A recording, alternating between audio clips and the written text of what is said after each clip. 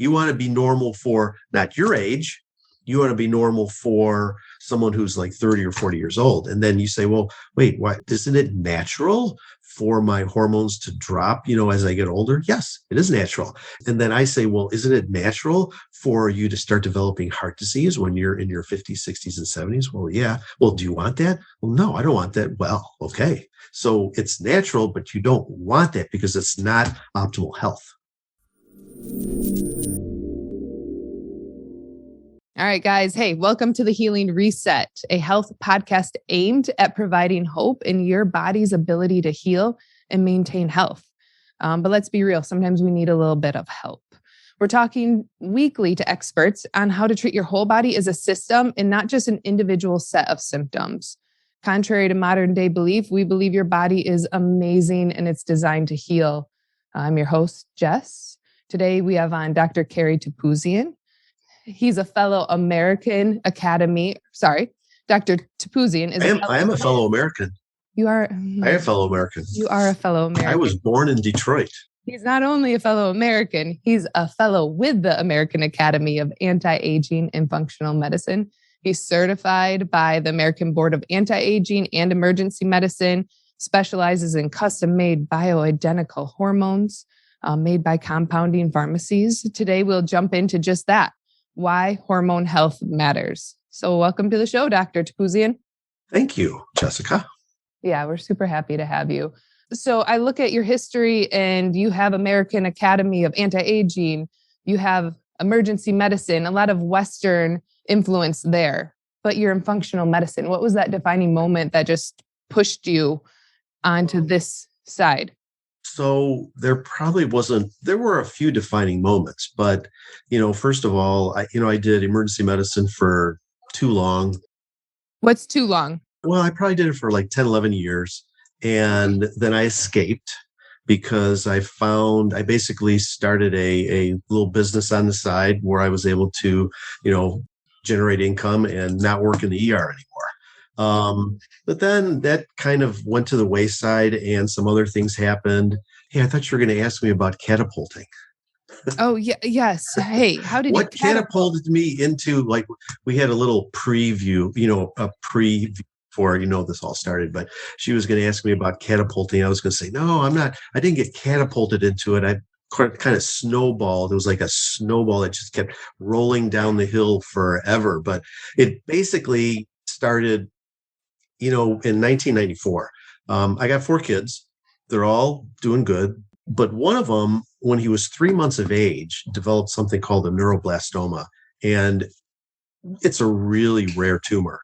So he had to have surgery. So they took it out. They did surgery and it was successful. But then they wanted to put him on chemotherapy, 3 drugs, a year's worth. And then, you sit there and you read about all the side effects that these are going to cause. And it's like, it's crazy. Why would I do this? So basically, we did our research and we basically found that he really didn't need to have the chemo. The research was all new. So we didn't do it. And then at that point, I said, okay, I've got to try to learn about different things so that this doesn't come back, how to prevent it from coming back. And that's kind of like how it started. So I started reading newsletters, from different doctors. I remember one of the first treatments I started using was Essiac tea, which is like a detox tea that maybe you've heard of. And then that's kind of like how it snowballed. I just started learning more and more about different alternative treatments, if you will. And then back in 2004, I did the fellowship with A4M, American Academy of Anti-Aging Medicine, and also started to shadow a physician that specialized in bioidentical hormones. So I kind of started, as far as treating patients, that was like one of the first things I started doing. So that was one of, we don't talk about hormone health often. You don't hear that when you go to the Western, when you go to the Western side of medicine, you don't hear hormone health that often. Right. So right. Let's just start from the basics. What role do hormones play in dictating health? Well, so which hormones are you talking about? Because there's, like, for example, thyroid. Thyroid is a hormone. It's a bioidentical hormone. And if your thyroid is low, then I mean, thyroid affects every cell in your body. So if you have low thyroid, nothing's going to work right. Okay. So right there, like I tell patients, like, could my thyroid be causing? Yes. It's like I tell them the answer is yes, because it affects everything. So that's one example. And then you've got your adrenal hormones, which are your stress hormones, which if they're off, they can cause inflammation, they can cause anxiety, they can cause you to have night sweats because your blood sugars are going all over the place. And then there's your sex hormones. For guys, it's mostly testosterone. And for women, it's testosterone, progesterone, estrogen. And yes, women do need testosterone. And it is for women, it helps a lot with sleep, energy, sense of well-being, libido. And a lot of women, they're just not on it. And when their levels are low and their symptoms are from it, and when you replace it, sometimes it's magical. Okay. Not always, it's not always, it's like, but, a lot of times it is. Well, we try to be real here, right? And so we know we can't paint this perfect picture of, oh, you go and you get these hormones and poof, everything's gone. There's a lot that goes into play. Everybody's different. When we're talking about replacing hormones, and you just listed off quite a few, I know you focus on bioidentical hormones. Many people say, well, yeah, I do. I take hormones without understanding that they might be on a synthetic hormone. What's the difference between synthetic and bioidentical hormone therapy? I'm trying to cheat here. I don't know if I'm going to be able to, but so, I mean, basically a synthetic hormone has been, patented, it's manufactured. It's not made by your body, whereas bioidentical hormones are an exact match of what your body makes. So you can measure bioidentical hormones. Like if you're on estrogen, progesterone, testosterone, you can measure those. You can go to Quest Labs and measure what your levels are. But if you're on synthetic, you can't measure it. I mean, because they don't have a way of actually measuring them. Yeah. Okay. And the synthetics they almost look just like what your body naturally makes, but it's been tweaked a little bit. So it's going to have some of the same properties, but it's going to have different properties. And again, it was patentable so that the pharmaceutical companies can make money on it, which is fine. That's what they're supposed to do. Now, through that, just a quick pharma question. Are bioidentical hormones FDA approved? Is that a different process? It has to be FDA approved for these reasons. You can go to CVS, Rite Aid, Walmart, and you can get bioidentical estradiol, which is an estrogen. You can get bioidentical testosterone. You can get bioidentical progesterone. So it has to be FDA approved, or else you wouldn't be able to do that. Yeah. Okay. And that is just one approach. I mean, we talk about FDA approval, but we also talk about our body's health, and the FDA doesn't exactly regulate your specific body's health. And so it's not always the path that we live by, but just out of curiosity, it comes up often. Well, and a lot of things aren't FDA approved, but they don't have to be. I mean, doctors use them off label. Yeah. So all that means is, and it's legal. You're allowed to do that. And it happens all the time, every day. All physicians do that. I had such an interesting thing, and I was talking to Dr. Topouzian right before we hopped on this call. A lot of women out there might be familiar with Premarin. So that's conjugated estrogen. I've heard of it before, helps with hot flashes, low estrogen. But what I didn't know is that's a synthetic. Okay. So oftentimes the difference between bioidentical and synthetic, this is drawn from horse's urine. I found it interesting that the actual name Premarin comes from pregnant mare's urine. If you guys think about that one, it'll make sense. And not that this is wrong. If you're on this, don't say, oh my gosh, I got to get off of this. But there's a difference between synthetic. What do you mean? Yeah, you do. You got to get off it. Oh, okay. So listen to Dr. Topouzian. There's a difference between synthetic and bioidentical hormones. We should be seeking something that our body is naturally aligning with and recognizing, right? In order to get into balance. And so let's talk about that. Do patients often come to you on these synthetic hormones, or do you recognize somebody sitting in front of you and say, I sense your hormones are off. Let's take some labs. Well, yeah, a lot of patients will come in and they're on Premarin. They're not on Prem Pro anymore, which was a synthetic progestin also, because I think it's like been 30 years now. The Women's Health Initiative showed that Prem Pro specifically caused breast cancer, heart attacks. So I hardly ever see that anymore. But you still see some women on Premarin because most physicians, if they're not familiar with bioidentical hormones, it's the only tool they have in their toolbox is Premarin. They don't know how to prescribe bioidentical hormones, but that's slowly changing because compounding pharmacies are slowly trying to school family practitioners, general practitioners on how to utilize bioidentical hormones. But the problem with Premarin is, first of all, when you take estrogen by mouth, it's you have a risk factor of having blood clots, just like with birth control pills. It's a risk factor for blood clots, which is not a good thing to be at risk for. So it's that they've showed increased risk of cancer with synthetic hormones, and also it taxes your liver. Okay, so you're going to have a harder time detoxifying other medications you might be on or other environmental toxins that we're all constantly in contact with. But what I'll do is we'll try to switch women from Premarin to a bioidentical hormone, and we'll either use it on your skin transdermally or vaginally. And the reason we do it vaginally is because it absorbs better. And then it doesn't have to be processed through your liver. Correct. Mm-hmm. Now, can any prescriber out there, doctor, nurse practitioner in any practice, so Western medicine, alternative medicine, can anyone prescribe bioidentical hormones? Yes. Then why don't they know? Because this is funny. I asked one of my friends this once. He was a urologist, and he started talking about, he was showing me some of his lecture slides about how all these different supplements and different treatments, things that I do for treating different conditions. And I says, oh, wow. So do you use those in your practice? He says, no. Okay. Why don't you use them in your practice? Well, because that's just not what I do. He says, what do you mean? That's just not what I do. So they know about these things, but they don't necessarily use them in their practice because that's not where they want to go. That's not where they want to practice. If that makes sense to you, okay. I had a hard time getting my head around that. Does that make sense a little bit? Yeah, no, it does make sense. And I was wondering if just like habits run deep, right?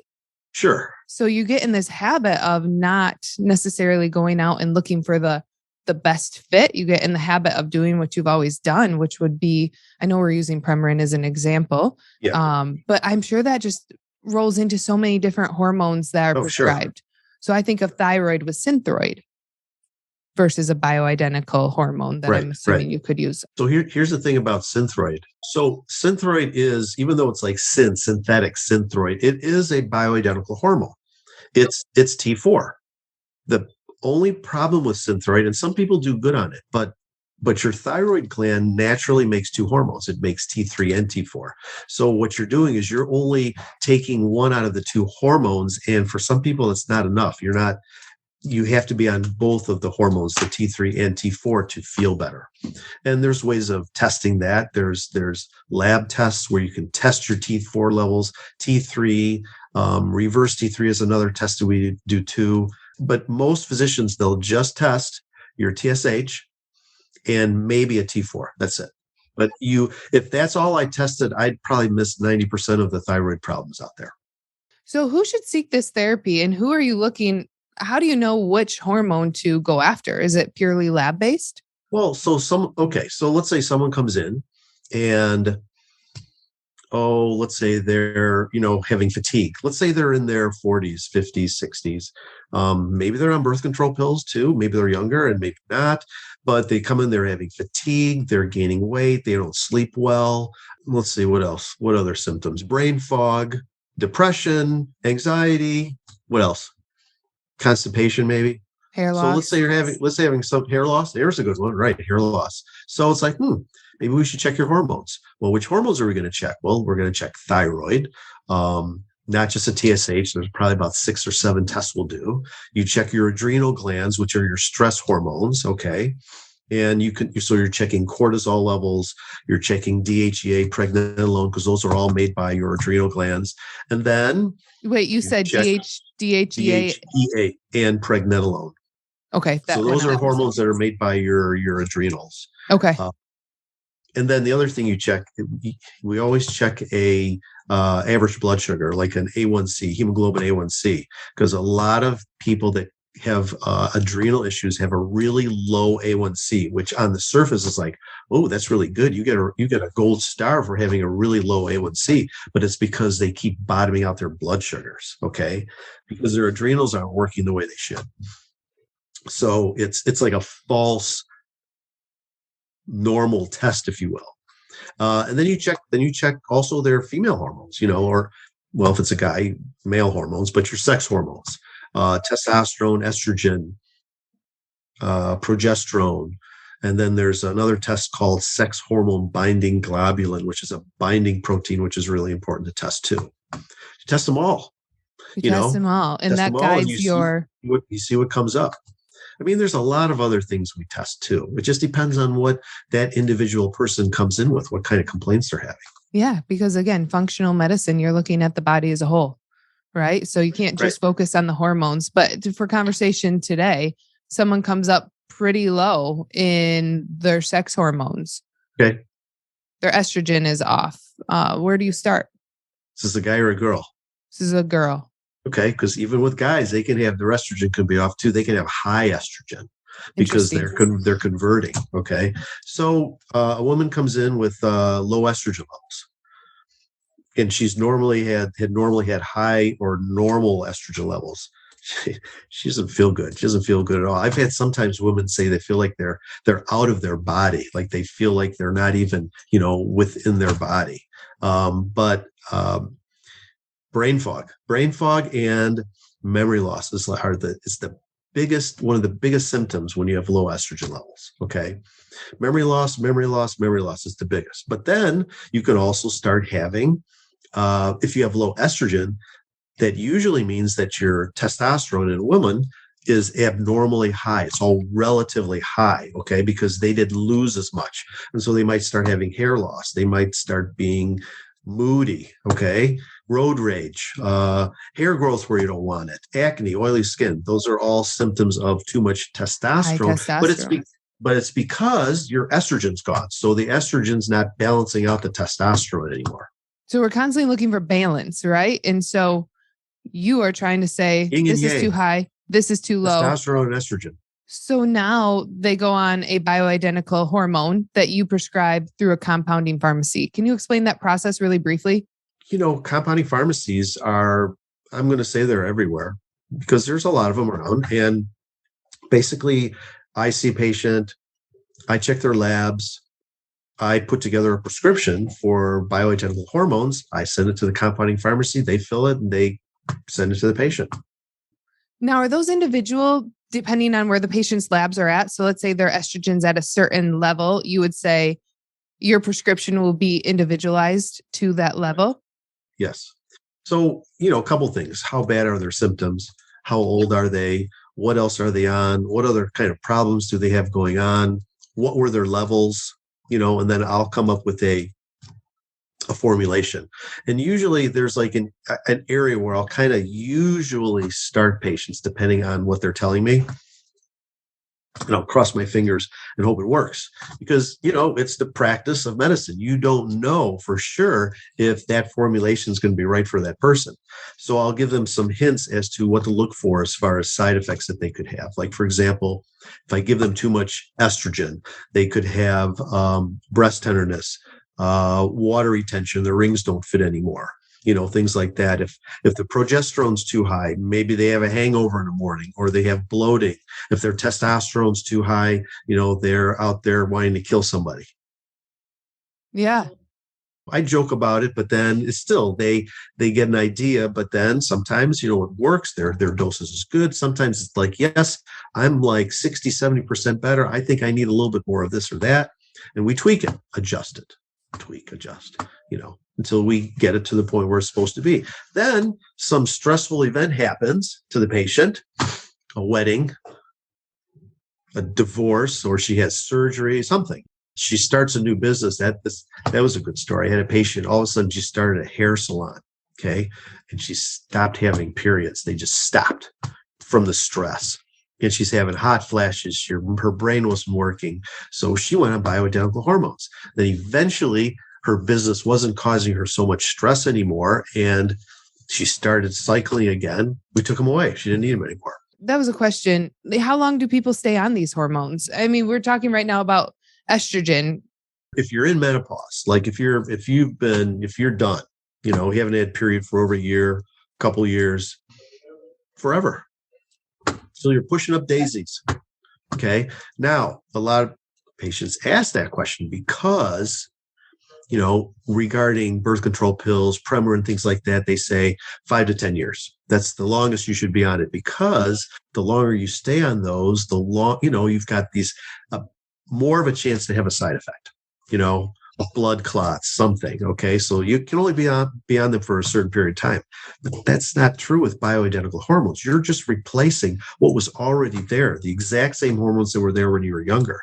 So as soon as you stop taking those bioidentical hormones, all of the symptoms that you were trying to get rid of, or that you did get rid of, are going to slowly come back.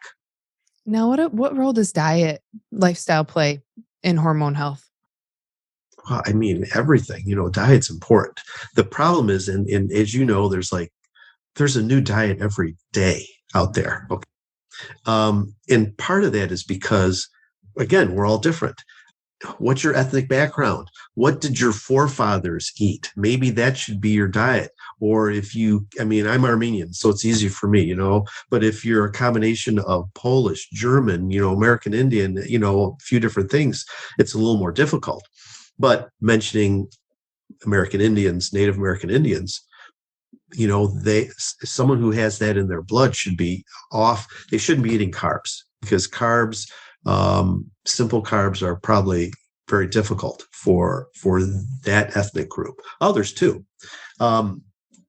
But again, what's better? A vegan diet or a pescatarian diet, which is a little bit of fish, or do you go straight carnivore diet? You try the diet, you try the one that you feel good on. And if you feel good on it, that's the diet for you. My curiosity with diet, and I'm curious on your patient population, because we're here in Michigan for listeners out there. Both of us sit in different parts of the state, and there's a very all-American diet that I think Americans in general like, but you see lines at Chick-fil-A or McDonald's out into the parking lot. And so I'm just wondering if someone seeking bioidentical hormone therapy or hormone therapy in general changes from the traditional American diet to adding some nutrient-rich diets, is there a place for hormone levels to change and naturally pick up, or do bioidentical hormones stay on for the duration regardless? Does that make sense? Yeah, but yes, I put a but in there. Any kind of condition it's going to help with, really. Like if you say, is diet important for? Yes, it is. Because if you're on a standard American diet, it's inflammatory. If your blood sugars are high, you're having inflammation. If you're having inflammation, you're going to have any number of symptoms, okay? Because any disease process that you can think of has inflammation as one of its components. So you want to try to decrease inflammation however you can. And diet's a really good way of doing that. Intermittent fasting is something that's also very helpful too. And it doesn't have to be hard. You think, oh my God, how am I going to not eat? How am I going to fast? Well, you stop eating at 7:00 at night. And then when you get up in the morning, you have your first meal at 11 or 12 o'clock. You've just intermittent fasted. And some people, they feel great on it. Other people, they can't do it. They just can't do it. And it's learning your own body. I naturally was an intermittent faster because I don't like eating late at night. And because I live that way, just before I knew what intermittent fasting was, when I eat late at night, I wake up feeling bloated. So I recognize what my body's telling me in that standpoint. Not that I do things perfectly. However, listen to your bodies, right? That's kind of what this all comes down to. But from this conversation, what I'm hearing is if a listener out there is on hormones or has one of those conditions that you led into, who should seek this therapy, someone who has A through Z. If someone's on hormones, they should look into what type of hormone they're on. Is that a fair assessment? And then understand that there's a bioidentical, there's something made for your body out there. Right. Yeah, I would agree. We see a lot of everything. We're a sort of like, I don't want to say jack of all trades, but functional medicine infiltrates all the other specialties, basically, which means you can treat somebody that almost has any kind of condition for the most part. Okay. And a lot of patients will come in with other chronic conditions. They'll come in to see us because they want to get another opinion, second opinion, third opinion, which is good. I mean, I hope my patients go, if they're not getting as better as they want to go get another opinion from somebody else. I think they should do that. A lot of times, though, patients will come in and they're being treated for a whole myriad of things: mold toxicity, heavy metals, autoimmune conditions, chronic smoldering infections. Okay. And they're 50, 60 years old. No one's ever looked at their hormones. I'm like, okay, how do you feel? Well, I'm getting better, but something is missing. I'm just not where I want to be. Well, okay, maybe it's just because your hormones are low. And most of the time they are. You just add that one component in and patients feel better. I've been pretty open on this podcast, but I've been in functional medicine as a patient and I've never had my hormones tested up until I had multiple miscarriages. Then it was like, hey, we should look at your hormones. So I would say adding to the list of calls for our listeners out there, check and see if you're on hormone therapy. What hormone are you on? B, if you've never had your labs run, why not? Right? Why not grab a baseline? Yeah. And if you're still ovulating, if you're still having cycles, then you could also, I just recommend that you also try to do it when you're ovulating to see what your levels are there.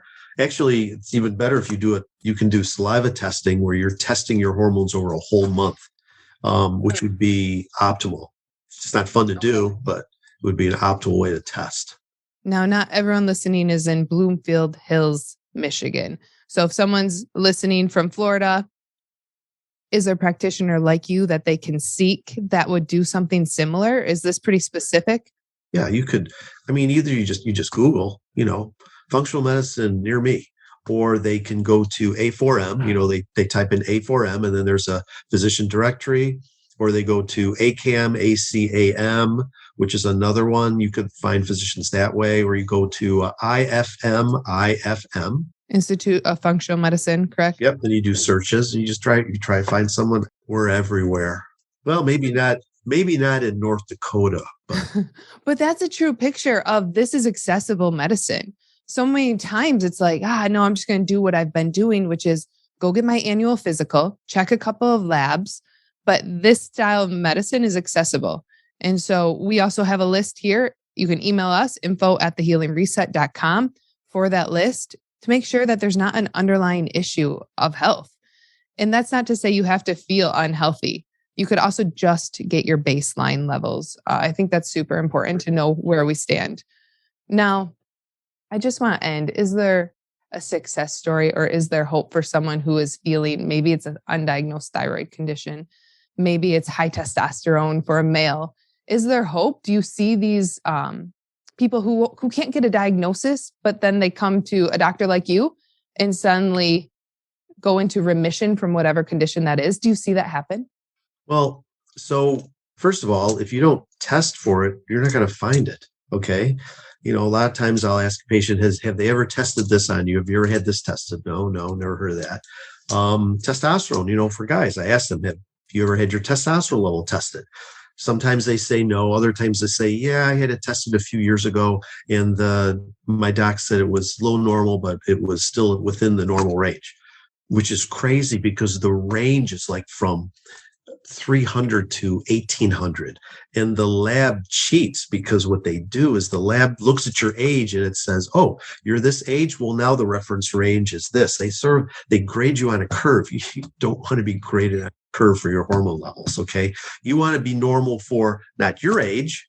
You want to be normal for someone who's like 30 or 40 years old. And then you say, well, wait, what? Isn't it natural for my hormones to drop, as I get older? Yes, it is natural. And then I say, well, isn't it natural for you to start developing heart disease when you're in your 50s, 60s, and 70s? Well, yeah. Well, do you want that? Well, no, I don't want that. Well, okay. So it's natural, but you don't want that because it's not optimal health. Guys, Did I listeners answer your out question there, there, or did I go off on an angle? you went off on a great angle because I never thought about that. You don't want to be normal for your age range. You want to be normal for when your hormones are most optimal. I never thought about that. So any labs that are drawn, make sure that we're looking through the right scope of what we want our labs to look like. Sometimes you need someone to interpret it because you look at your levels and it's like, oh, yeah, they're normal. It's kind of like on the low end of normal. I guess it's okay. It's like, no, it's not okay because you're having all these complaints that are related to that level. Oh, what was your level 10, 20 years ago? I don't know. I never had to check. That probably would also be a good thing for people to start doing, but I don't know when that'll start. Checking what your hormone levels were when you're younger so you have a base, so you know what they were. Yeah. Well, it kind of brings us to what we talk about, advocate for yourself. So many people sit there and they just trust the white coat. Advocate for yourself. Start asking questions. What is my optimal testosterone level? Right? I don't think I'm feeling well. I think it could be attributed to this. My gut tells me I have a thyroid issue or I have low estrogen. Can we check that? I think that's the most important thing, regardless of what doctor we go to, is it's a relationship. And I know you can speak to this from the other side. I can speak to this just as a consumer of going to a physician, but I know me best. And so I think that's where you're partnering with me to help get me to true health. But I know me. I agree. And but then you also need to get like opinions from other people too, that maybe have a different knowledge base, Yeah. which is why sometimes it's good to see a few different practitioners to get different opinions. Okay. Well, you deal with people every day, people who are healthy, people who are struggling with chronic conditions. You're looking at hormones, the whole body picture. But in general, tell listeners what 3 things they can do today, implement into their life for better health. 3 things for better health. Well, okay. So the one thing that I tell a lot of people is they have to find something that they're looking forward to on a daily basis. It's like I'll ask them, what are you looking forward to doing today? And a lot of times people are like, I don't know. So you really do. You really have to have something that you're looking forward to on a daily basis. Or else why are you here? You need to have enjoyment. It's not just work, work, work, or worry, worry, worry. But the other thing we kind of mentioned before, I was saying, maybe work on fasting, intermittent fasting, something like that.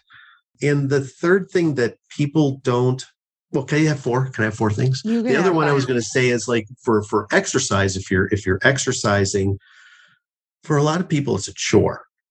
It's important to try to find something that you really enjoy doing. So, for example, I play hockey, which is kind of good and bad because, you get injured every once in a while, but I just love hockey. And it's like one of the most perfect exercises because you're doing burst training. And if anybody knows what that is, you're like, you're out there, you're going 100 miles an hour for a couple of minutes, then you're taking a break. That's one of the best kinds of exercises that you can do for your body. Okay.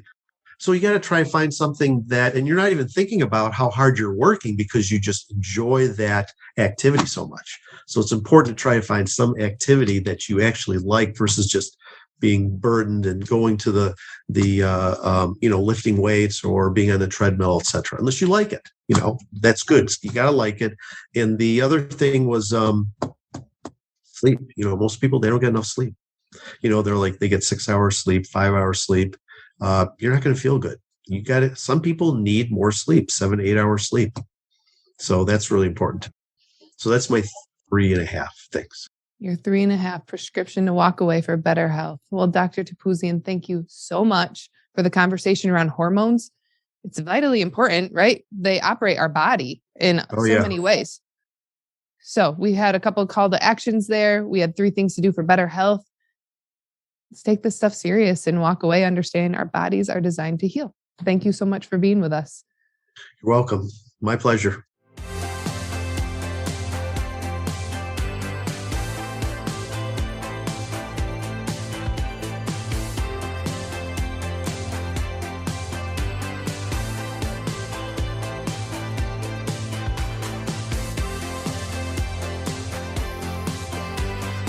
This podcast is for informational purposes only. Statements and views expressed in this podcast are not medical advice and have not been evaluated by the FDA.